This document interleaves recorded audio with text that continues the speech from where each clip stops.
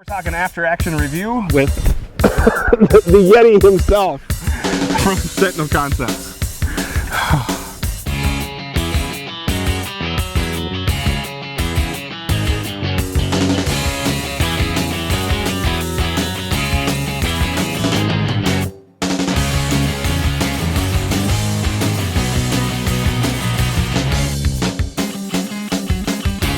Hey guys, this is Dave with Learning Firearms, and today we're talking with Steve Fisher from Sentinel Concepts about the course that we just wrapped up, Critical Carbine.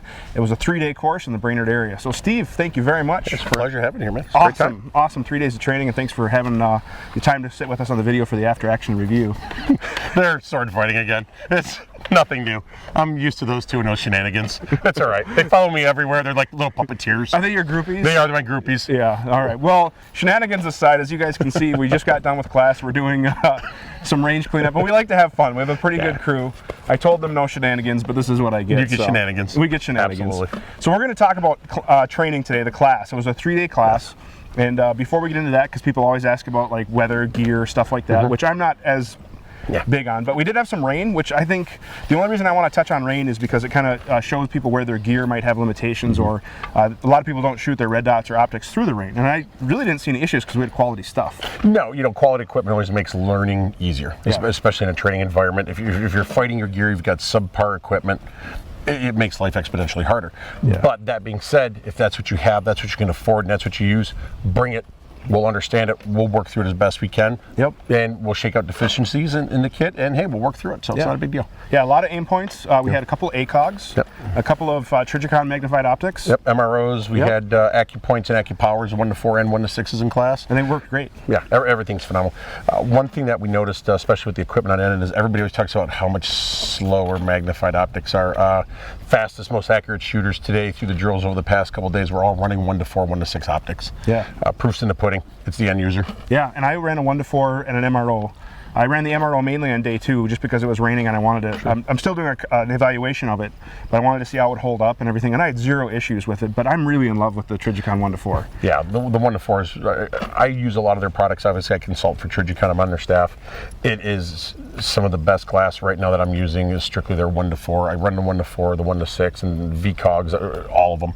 But to me the 1-4 I think is probably the best all-purpose going for a carbine right now. And I had no issues with it, and you talked about speed, and I think I was pretty fast on the gun, and I didn't have the optics slow me down at all. And at 1X, it's truly like a red dot. I mean, it's pretty sweet. So gear issues, we saw a couple of rifle issues, mainly with home builds, kind of some off, I don't want to say off-brand because people have heard of them, and I don't want to bash those names, but definitely some of the brands that are not higher known quality brands. We saw some issues with rifles, some double feeds, some failed to extract, some failed to ejects, failed to fires.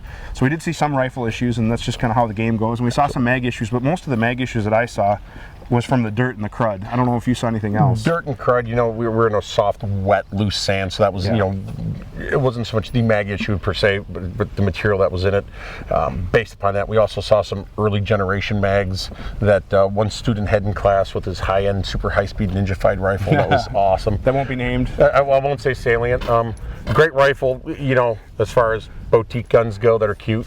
On top of that, just he had some issues with tolerances with some very old early Gen 1, Gen 2 magazines over inserting into the gun and causing him the top rounds to kick during an emergency reload, or a, you know, bolt out of battery, or, you know, whatever you want to call it this day. Anyway, the gun was out of battery, magazines in, load into gun, over insertion issue, popping the top rounds. Replace those with Gen 3 magazines with the over travel insertion stop on the back kind of thing. World of difference, no more problem. So again, it's just tolerance issues depending on the generation of mags in the current gun. Yeah, and otherwise gear wise we had some real solid gear as far as holsters and chest rigs, so we had really good stuff there. So good job, class. Obviously the weather really got way nicer on day 3. We had an awesome day today with the weather. The weather was good, honestly. I mean, the temperatures were cool. It was great. It didn't overexert dudes. On top of it, we only had a minimal amount of rain, so it wasn't that bad.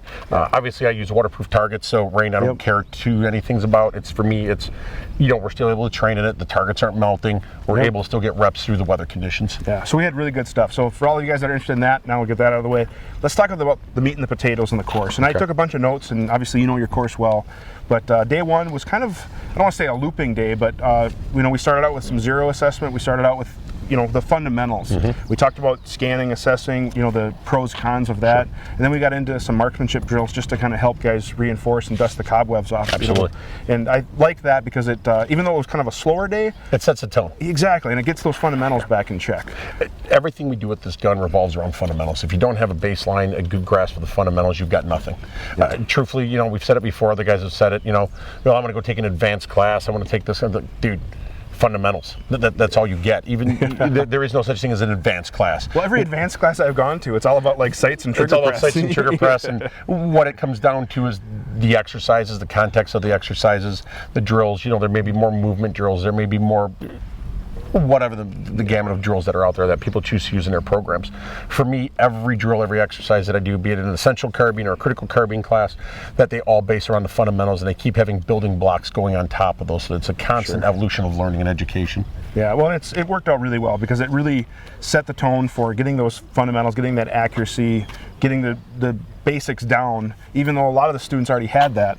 But it was just a nice sharpening of the stone, if you will, because then when we hit day 2 and 3, stuff changed. And particularly, day 2, we started doing all sorts of different things. We did loading, we did ammo management, we did stoppages, we did some cool sight over bore drills. We did some the stoppages in particular I'll talk about here in a little bit, but it was just kind of a great day to kind of go beyond the basics, then beyond the fundamentals, and get some more tools in the toolbox. So, what was your kind of thought with how the day 2 progressed? I thought it went really well with a lot of the shooters. Day 2 progressed well for the shooters. You started to see some of the light bulb moments go on for the things that we were talking about and the information that they were being given. A lot of that came down to processing of information, what people are truly seeing. So we started to build from fundamental blocks to information processing, gathering how to solve problems, and then that followed through to the day 3 overload. Yeah, and the day 3 overload. That's what I call it, day 3 overload. Well, we did a lot day 3, and so to begin day 2, we did a 0 confirmation. Obviously, to begin day 3, we did a 0 confirmation. But after that, it pretty much started off wham bam. With we're right out of the gate. Movement. Yeah. We're right out of the gate on movement. Big on movement drills. Why? Most places, most ranges, most facilities, guys can't practice it. So there's a deficiency in that in most people's practice regimens. So getting into movement drills, there's various types of movement. Some guys will do forward movement, rearward movement, obliques, all kinds of stuff. What I look for in movement drills is the context of them and the practicality. So yeah, there's times to disengage, move back. There's times to go forward. There's times to move to 45-degree angles, obliques, working those. There's time to pin the corners, press the attack. There's all kinds of movement, but a lot of it still comes down to how you see and what you are seeing and how you present the gun. And that's what we're after. Without giving away the whole scenario of drills and that, it's based around vision. If you cannot see it and you cannot see it sooner, you're going to suffer because you're going to try to catch up to the power curve. You're going to be behind it. You're going to drive the gun ahead of the things. You're going to push the gun a lot faster. You're going to throw away the fundamentals because you feel a sense of urgency and rushing to try to catch up because you didn't see it soon enough. Yeah, and we all know that the shooters could shoot because we did that on day 1 and 2 with the fundamentals. And then once you add this movement into it, make them uncomfortable. It definitely makes you uncomfortable. It adds something to where then we started to see accuracy diminish a little bit. We had to kind of figure out that balance of speed and accuracy, where to dial it down, where to speed up. And the lateral movement was really cool. The forward movement was cool. And then once we got to the ladder drill, that's a lot of work. I mean, and I'm a big guy.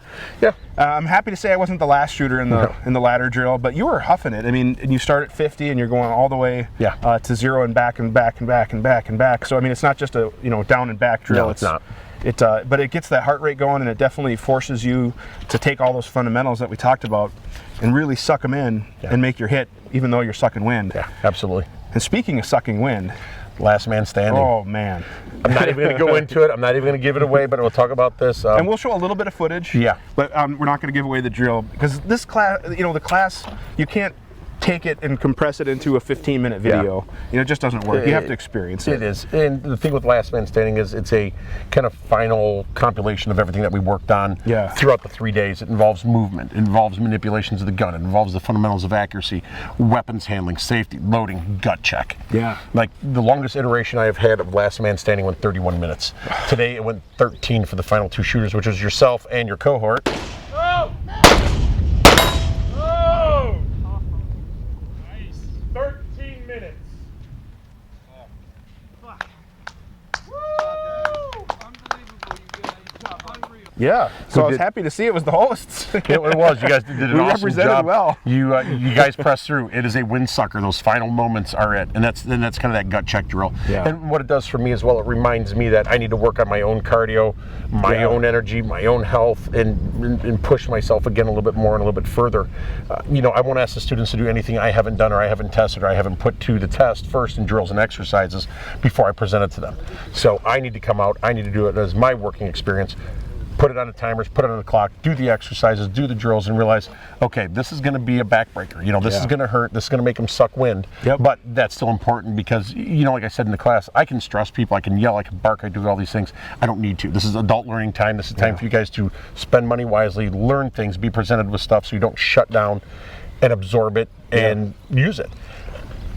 By doing that, by harping on people, by yelling at them and jumping on their backs, it's no good. They're not going to learn. So again, it's a good environment. It's a very relaxed environment. Everybody thinks, oh, he's going to be all mean and blah, blah. No, it not wasn't until you like do that something at all. stupid. It's just that persona, which is awesome. I love. So what it is, though, it's learning time. It's talk time. There's question and answers. It's just like going to school. Yep.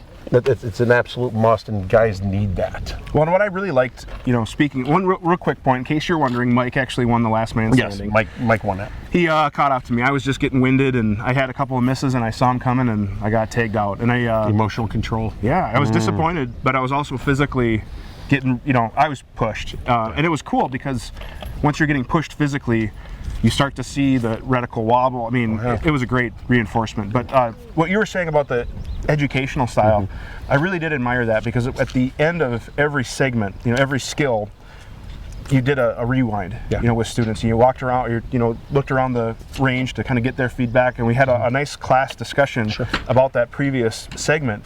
And I really think that really did a good job of looping those skills to reinforce those skills, because sometimes for some I saw the light bulb moment of, oh yeah, he did mention that, and I just buzzed over that because I was so focused on this part of the skill. So I thought that was really cool, and I really admired that to help reinforce that learning. So that was a great job. You did a really good job of interacting with the students and not only motivating and educating. You're telling us what to do, you're telling us how to do it.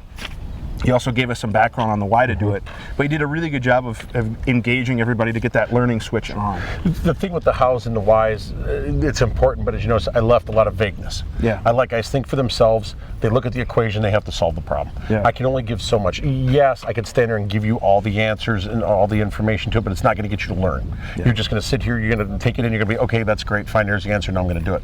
So giving guys some vagueness, giving them an equation, let them solve the problem with all the variables that come into play, that's the big key for me. Well, and I think the feedback from students was awesome. Obviously, skills are much better. People were shooting really well, especially towards the end.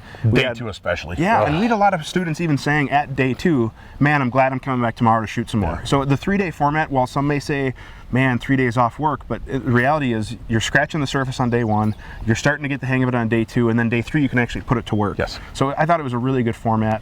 Everybody had a great time. We had an awesome group. It's a great group of students. Really good group. We had some law enforcement, and then we had a lot of just guys who are interested in getting better with the carbine. Absolutely. We've said this before in light of recent tragedies that have occurred in our soil.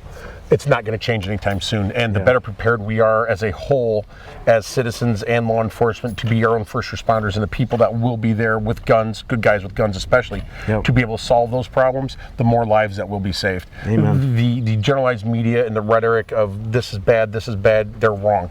It's force-feeding people. We know factually through the stats, through the data, that dudes who show up with guns, or women who are there with guns, who are trained, willing to employ them, those are the ones that have solved the problems. Absolutely. And that's what we're after. We're after the education and getting people built up to that point where, if that problem happens, I want to be able to look to my left or my right in some mall, some store, some school, whatever the case may be, and say, hey, I remember you from class 2 years ago. Let's go. We got work to do. Yeah, and that's what I want. Well, I think we've built up some more problem solvers. Absolutely. So Steve, again, I really thank you for coming up here. I had a great time, and I took a lot away from a student and from instructional perspective. So I really enjoyed it. The student feedback was really awesome. For you guys that are interested in training with Steve, you travel all over the country. Yeah. You're already starting to get booked up for next year. We're hoping to have you back as well.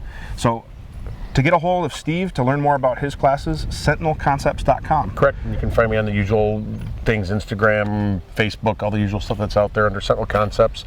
We're there. If there's information, people want information, the class is hosting, the full calendar's up.